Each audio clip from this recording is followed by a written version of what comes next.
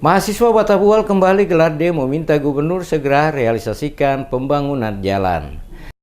12 tahun sudah Kecamatan Batabual dan Wayapo, Kabupaten Buru merasa termarginalkan oleh sentuhan pembangunan di Maluku. Jalan sebagai salah satu infrastruktur penopang perekonomian rakyat, termasuk fasilitas penerangan, belum sepenuhnya dirasakan oleh masyarakat kedua kecamatan yang ada di salah satu pulau terbesar di Maluku itu. Hal ini yang kembali disuarakan mahasiswa Batabual dalam aksi demo yang digelar di gedung DPRD Provinsi Maluku Senin pagi. Dalam demonstrasi yang dikoordinir Ardi Setian Labalawa itu, pihaknya menuding pemerintah hanya menjadikan 5 kecamatan, yakni Wayapo, Wailata, Lolongguba, Teluk Kayeli, dan Batabual sebagai wahana eksploitasi para politisi dan pemerintah untuk mengeruk keuntungan sebesar-besarnya. Bahkan Bupati Buru pada 2014 lalu pernah menyampaikan akan memprioritaskan pembangunan jalan dan penerangan dalam 100 hari kerja sejak dilantik pada 2014 lalu. Melihat kondisi keterbelakangan ini, mahasiswa berharap anggota DPRD Maluku mendorong pemerintah daerah secepatnya merealisasikan pembangunan jalan lintas Kecamatan Batabual yang berstatus jalan provinsi untuk menaikkannya ke jalan nasional. Pihaknya juga meminta agar PT PLN Persero wilayah Maluku dan Maluku Utara dapat memperhatikan akses penerangan di daerah itu.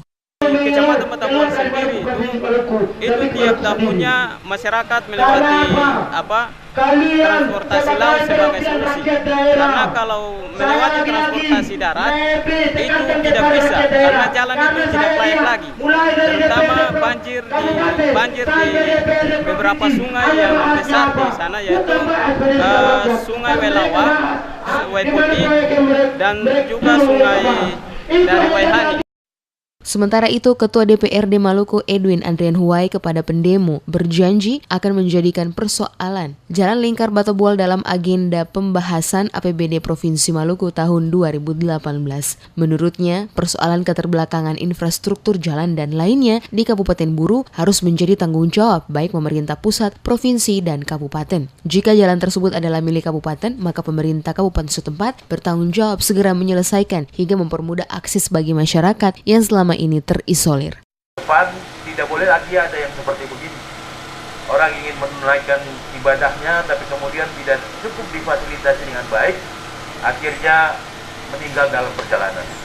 Kalau sekiranya meninggal karena sakit, ya saya kira tidak ada masalah. Tapi kalau kemudian meninggal karena kecelakaan, kurang adanya fasilitasi yang merupakan kewajiban pemerintah bagi rakyatnya, saya kira itu masalah.